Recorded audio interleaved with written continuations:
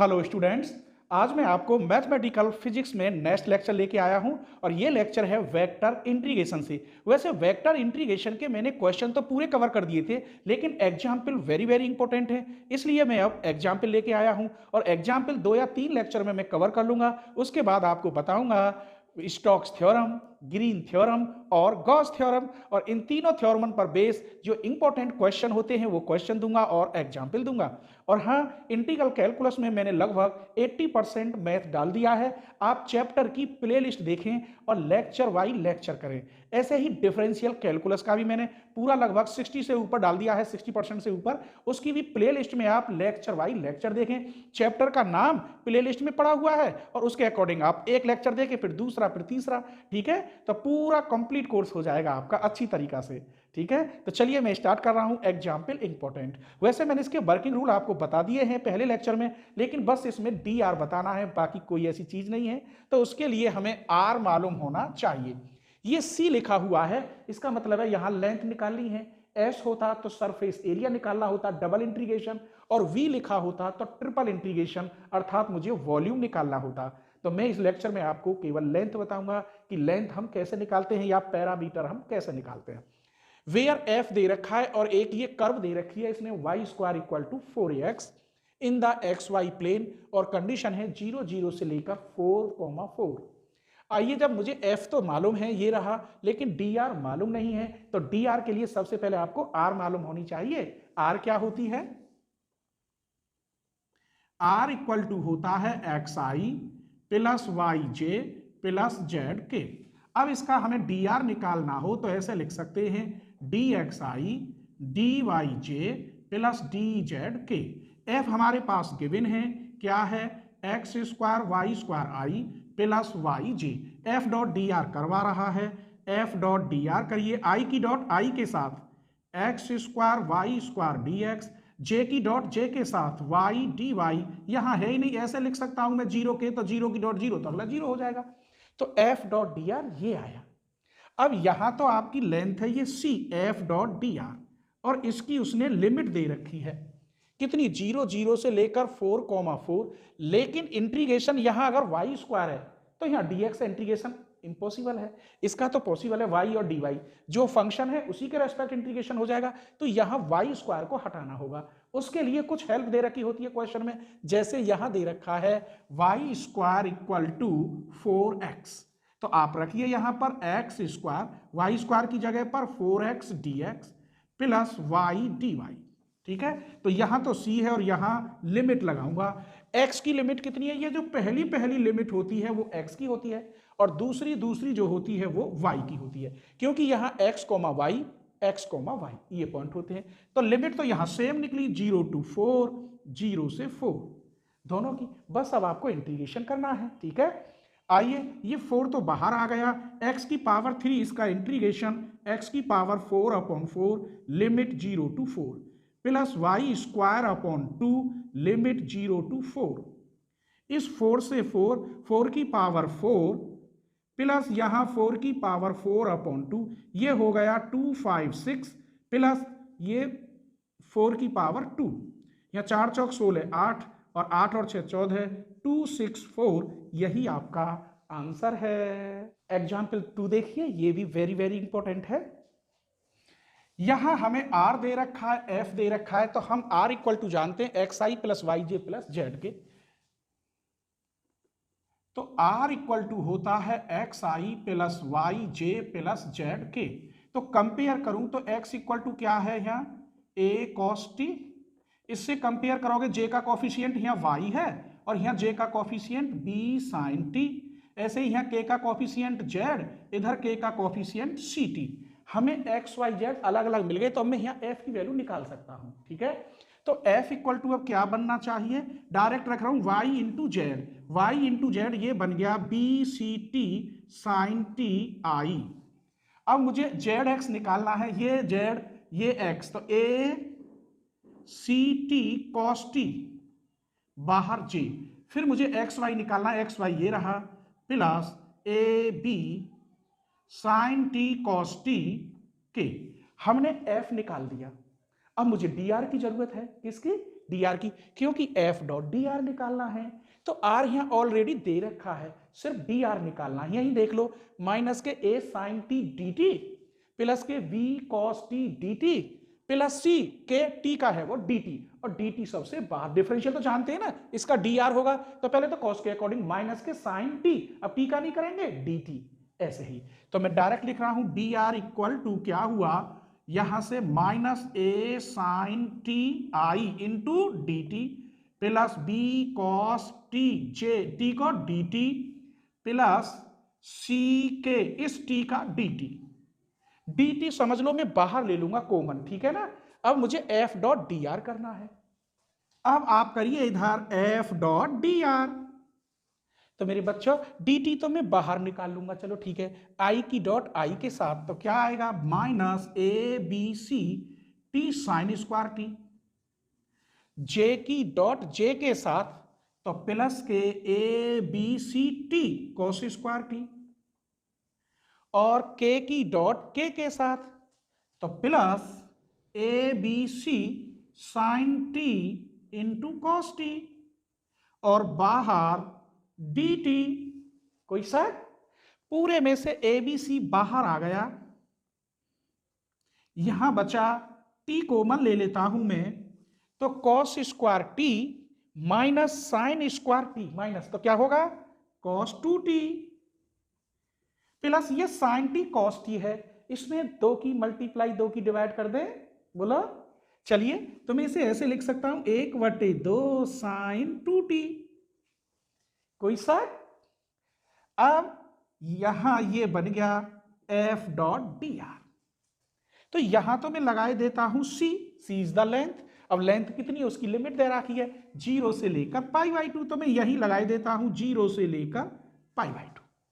चलिए कैसे करते हैं, this is first, this is second, ये ए बी सी तो हमारा कांस्टेंट है, इसकी तो मल्टीप्लाई, इसका integration sign 2t upon 2 limit 0 से π/2 माइनस 0 से π/2, इसका डिफरेंशियल 1, इसका integration sign 2t upon 2 dt। अब इसका इंटीग्रेशन करो मत आप, 0 से π/2 1 अपॉन 2 साइन 2t, मैंने किया नहीं है इसका इंटीग्रेशन, क्यों नहीं किया, इससे ये कट गया, ठीक है। चलिए ये देखो, ये तो मैंने काट दिया, माइनस और प्लस। अगर आप यहां π/2 रखते तो साइन पाई बचेगा, 2 से 2 कट जाता, साइन पाई की वैल्यू 0, माइनस अगर 0 रखते तो भी 0, ये लिमिट के बाद 0 हो गया, ये आपस में कट गया, टोटल 0। इस एग्जाम्पल को देखिए, एग्जाम्पल 4 है और इससे पहले एग्जाम्पल 3 सेम था। सेम क्या मतलब है, केवल वहां एक्स वाई की वैल्यू अलग अलग ऑलरेडी दे रखी थी, और यही प्रोसेस क्रिया है, ये थोड़ा अलग है। इसमें f दे रखा है where c is the rectangle, और उसकी वर्टिसेस भी दे रखी हैं। अब यहाँ रेक्टेंगल, तो इसका जो परिमाप है वो लेंथ हम कैसे निकालेंगे, जिसे पैरामीटर कहते हैं, ठीक है। तो मैं इसका एक छोटा सा डायग्राम बनाता हूं। ये मैंने एक रेक्टेंगल ले लिया, यहां वर्टिसेज उसकी 0 0, यहां 1 0, यहां 1 π/2 और यहां 0 π/2। तो मैं इस पर चलूंगा, इसे C1 कहूंगा, इस पर चलूंगा C2, और इस पर चलूंगा C3, और इधर C4। समझिए ये x एक्सिस है, पता है ना आपको, और ये y एक्सिस है। जिस एक्सिस पर चलूंगा उसकी लिमिट लगाते हैं, जैसे ये x एक्सिस है तो x की लिमिट 0 to 1, तो यहां y की वैल्यू कितनी रही 0, तो dy का मान भी 0 होगा। लिमिट x की लगाएंगी, अब यहां लिमिट y की लगाएंगी, x की वैल्यू बताइए, x की वैल्यू 1, तो dx की वैल्यू भी यहाँ 0, चौका डिफरेंशियल करोगे तो 0 हो जाएगा। जैसे ही यहाँ y का मान है, यहाँ भी x एक्सिस पर y का मान, यहाँ y इक्वल टू देखो दूसरा पॉइंट π/2, तो dy इक्वल टू 0 हो जाएगा। फिर ये y एक्सिस आ गई, तो y एक्सिस पर x की वैल्यू यहाँ कितनी है देखो 0 0, और dx बराबर भी 0। फिर समझ लो x एक्सिस पर आप चलोगे तो वहां y की तो वैल्यू रखेंगे और लिमिट देखेंगे x की ओरिजिन से लेकर दूरी कितनी है। y एक्सिस पे चलोगे तो वहां x की वैल्यू देखेंगे, y की लिमिट देखेंगे कितनी है। इसकी लिमिट यूं जा रही है तो इस पर यूं y की लिमिट ही होगी x की, लेकिन कितनी होगी, उल्टी होगी। इस पर जो है y की लिमिट है, इधर y की लिमिट उल्टी होगी, ठीक है। तो मैं इसे नाम डाल दिए। अब देखो इसे मैं कैसे उसमें रखता हूं, f इक्वल टू आपके पास क्या दे रखा है, e की पावर x साइन वाई आई प्लस e की पावर x कॉस वाई जी। dr तो आप समझ ही गए होंगे, मैं डायरेक्ट लिख रहा हूं। dr क्या होता है, dxi प्लस dy जी। अब आप करेंगे f डॉट dr, तो e की power x sine Y I dot I one plus e की power x cos Y into D Y, यहां dx रह गया, ठीक है, i की डॉट i के साथ j की डॉट j के साथ। अब ये है लेंथ ऐसे c। अब c बराबर मुझे c1 पर चलना है, तो मैं यहां लिखे देता हूं f dot dr integration c1 के लिए यहां फिर प्लस ऐसे ही लिखे देता हूं f dot dr plus c2 f dot dr plus c3 f dot dr plus c4 f dot dr। अब मैं c1 c2 की वैल्यू रख दूंगा, लिमिट चढ़ाऊंगा। इधर देखिए, इसकी लिमिट c1 की 0 to 1, x एक्सिस पर x की लिमिट होगी, ठीक है, तो लिमिट x की 0 to 1, y की वैल्यू 0 और dy की वैल्यू भी 0 हो गई। तो इसमें आप रखेंगे, देखो यहाँ y sin y का मान 0, तो ये भी 0 हो गया, dy का मान यहाँ रखोगे 0, तो ये 0, तो ये क्या हो गया, टोटल 0 प्लस। अब c2 के लिए, c2 ये है, यहाँ x इक्वल 1 है तो dx इक्वल 0, ये तो 0 हो गया, dx बराबर 0 रखूंगा तो टोटल 0, यहाँ x की वैल्यू 1 रखोगे तो e हो जाएगा, e cos y और dy। अब लिमिट देखो y की कितनी है, 0 से लेकर π/2। अब c3 पे आ जाइए, यो लिमिट, पहले तो y का मान π/2 है, dy का मान 0, यहां y की वैल्यू π/2 रखोगे तो sin π/2 की वैल्यू 1 होती है, तो यहां बचा e की पावर x और dx, और dy इक्वल टू 0, तो ये टोटल 0। लिमिट कितनी होगी, जैसे इधर से इधर को 0 to 1 लगी x की, यहां x की लिमिट 1 से लेकर 0, बेटा ये x का मान है और ये भी x का, उल्टी लिमिट 1 से 0, ठीक है, तो यहां वैल्यू रख दी थी हमने। अब c4 पे आ जाइए, c4 पर यो लिमिट जाएगी y की, तो π/2 से लेकर 0, y का मान π/2 से लेकर 0, तो यहां π/2 से लेकर 0, x इक्वल 0 तो dx इक्वल 0, इसका मतलब ये तो टोटल 0 हो गया। x की पावर यहाँ e की पावर x है, यहाँ 0 रखूं तो e की पावर 0 का मान 1, क्या बचा, सिर्फ और सिर्फ cos y into D Y. अब हमें इंटीग्रेशन करना है, ये तो देखिए e cos y का हो गया sin y, लिमिट 0 to π/2, ये e की पावर x का e की पावर x लिमिट 1 से 0, इसका बेटा क्या हो गया, sin y, लिमिट उल्टी रखो 0 से π/2, यही खोले देता हूं। अब लिमिट रखिए यहां, यही करे देता हूं e, यहां π/2 रखोगे तो 1, माइनस 0 रखोगे तो 0, अर्थात ये तो e आ गया। इस पे आइए, अब यहां 0 रखोगे तो 1 और 1 रखोगे तो यहां e आ गया। अब इस पे आइए, यहां 0 रखोगे तो 0 और π/2 रखोगे तो 1। अब देखो इस माइनस ई थे तो ये प्लस की ई कट जाएगी, क्योंकि इसकी वैल्यू 1 ही है तो ई आएगा, इस प्लस 1 से ये -1 कट जाएगा, अर्थात क्या आया, 0 आया। इस एग्जाम्पल को देखते हैं, इसमें स्ट्रेट लाइन बनानी पड़ेगी। जब x1 y1 z1 x2 y2 z2 point दे रखे हो तो ऐसी कंडीशन में हम स्ट्रेट लाइन कैसे निकालते हैं, और वो जो स्ट्रेट लाइन जिन पॉइंटों को सेटिस्फाई करेगी वो पॉइंट दोनों इस क्वेश्चन के लिए लिमिट पॉइंट कहलाएंगे, अर्थात लिमिट निकल के आ जाएगी। अभी हमें केवल ये f दे रखा है, dr निकालने के लिए हमें dxi dy dz चाहिए, उससे पहले हमें x y z की वैल्यू चाहिए, वो भी इसी लाइन से निकलेगी। तो चलिए सबसे पहले मैं स्ट्रेट लाइन बताता हूं तुम्हें। जब पॉइंट दे रखे हो, यही लिख रहा हूं x1 y1 z1 और x2 y2 z2, तब इक्वेशन ऑफ लाइन ये होती है x minus x1 upon x2 minus x1, y minus y1 upon y2 minus y1, z minus z1 upon z2 minus z1 equal to t मान ले, कुछ भी मान लो, मानते रेशो में। अब वैल्यू रख दीजिए, x माइनस x1 कितना है 1, x2 माइनस x1 तो 3 minus 1 2, y minus y1 upon y2 minus y1 5 minus 2 3, z minus z1 3, upon Z2 minus Z1 7 minus 3 4 equal to T से इसको और इसको बराबर करूं तो x इक्वल टू हो जाएगा 2t प्लस 1, इसको और इसको बराबर रखूं तो y equal to 3t plus 2, इसको और इसको बराबर रखूं z equal to 4t plus 3। हमें x y z की वैल्यू मिल गई। अब हमें किस में रखना है ये वैल्यू? f में रखनी है। एक तो उससे पहले मैं जानता हूं r इक्वल टू क्या होता है? xi yj plus zk। तो यहां रखिए x की वैल्यू 2t प्लस 1 बाहर i, y की वैल्यू 3t प्लस 2 बाहर j, z की वैल्यू 4t प्लस 3 बाहर k। अब मुझे dr चाहिए। क्या dr जरूरत पड़ेगी? लेंथ निकालना है हम। तो 2t का dt i, इसका 3 बाहर t का dt j, 2 को तो 0 है और 1 को, और ये बन गया 4 dt k। dt तो बाहर ही ले लेंगे। चलिए dr इक्वल टू कितना आया यहां? 2i 3j प्लस 4k बाहर dt। अब मुझे f चाहिए, चलो f डॉट dr करनी है। हाँ अभी लिमिट तो निकाल के देख ले। चलो यहाँ लिमिट निकाले देते हैं, लिमिट ऊपर निकाल लेंगे। f कर लीजिए पहले। f इक्वल टू क्या लिख रहा है? X q i plus Y J plus z के।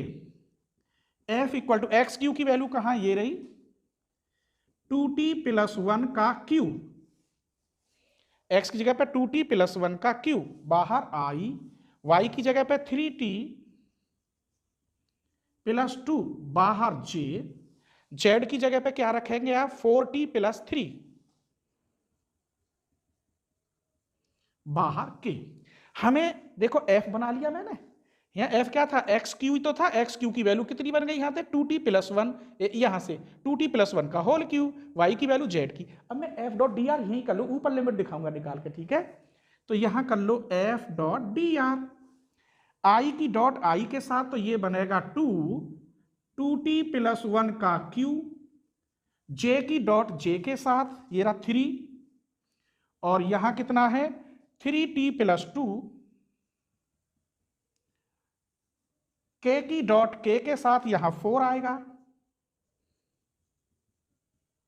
और बाहर सबसे मैंने dt लिख दिया ये वाला। फिर देख लो बस इसमें 2 की मल्टीप्लाई होगी, इसमें 3t प्लस 2 में केवल 3 की होगी, इसमें 4 की।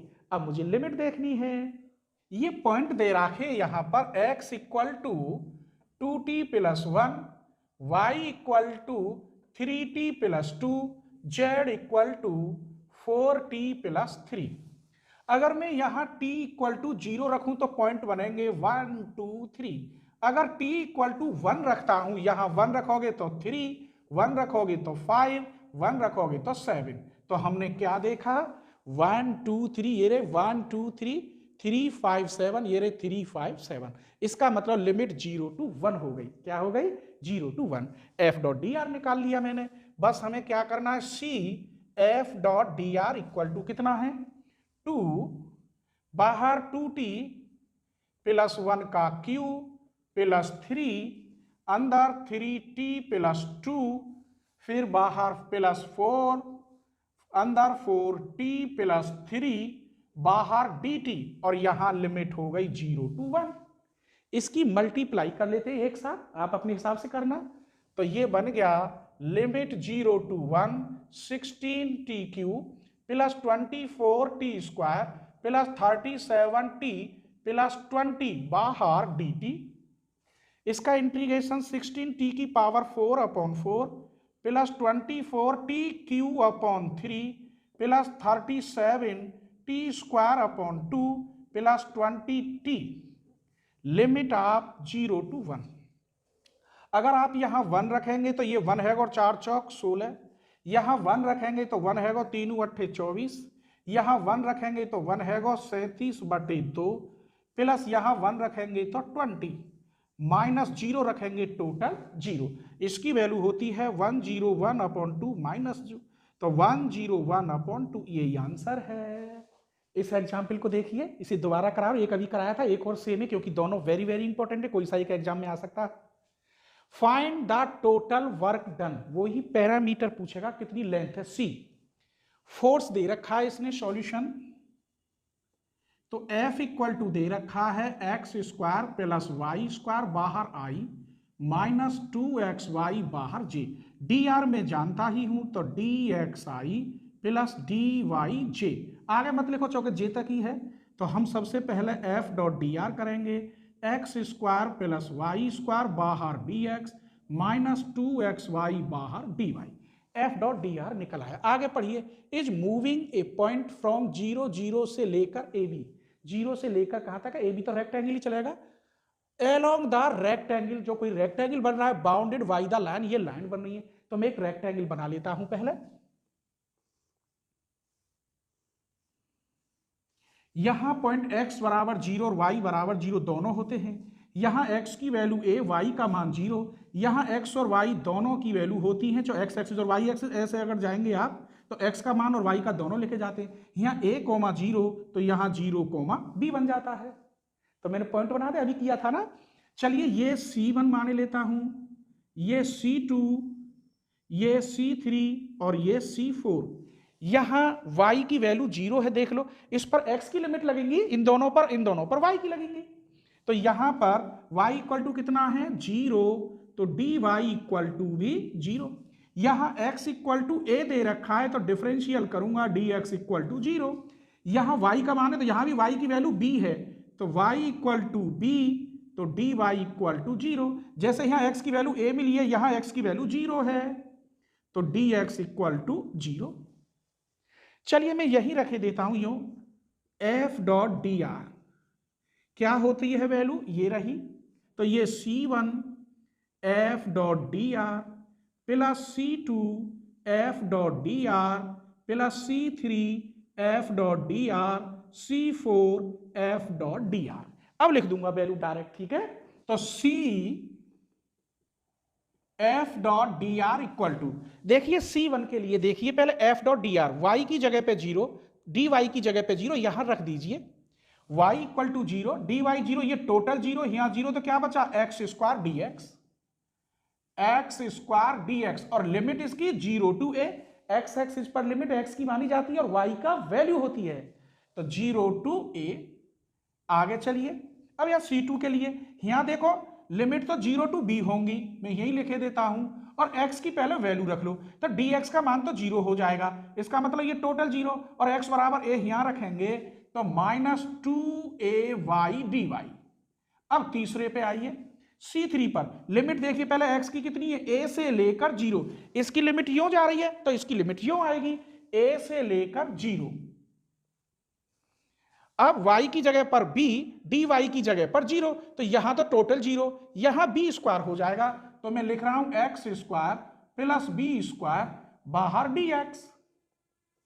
बस यहां क्या हो जाएगा, dy का मान टोटल 0, y बराबर b, तो x square plus b square. अब इस पर देखिए चौथे वाले पर, इसकी लिमिट यो चलेंगे तो b से लेकर 0, जैसे यहां 0 टू b थी, यहां b टू 0, x की जगह पर 0 रखेंगे, dx क्यों, देखो x का मान 0 ना है, तो x जगह पर 0, dx 0, ये 0 टोटल 0।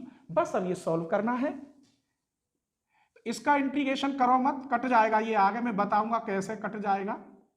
माइनस 2a या को integration y square upon 2 limit 0 to b, इसे इंटीग्रेशन मत करो, यूं ही कट जाएगा, प्लस b स्क्वायर dx का x लिमिट a से लेकर 0। देखो बेटा ये 0 है, यहां 0 टू a से 0, फंक्शन सेम इसलिए कट, इस 2 से 2 यहां b रखोगे तो माइनस 2a b स्क्वायर, यहां b स्क्वायर तो है ही, अगर यहां 0 रखोगे 0, a रखोगे a, तो माइनस 2 तो कट ही गया, ये a b स्क्वायर, और यहां भी माइनस a b स्क्वायर, इस प्रकार माइनस 2a b स्क्वायर।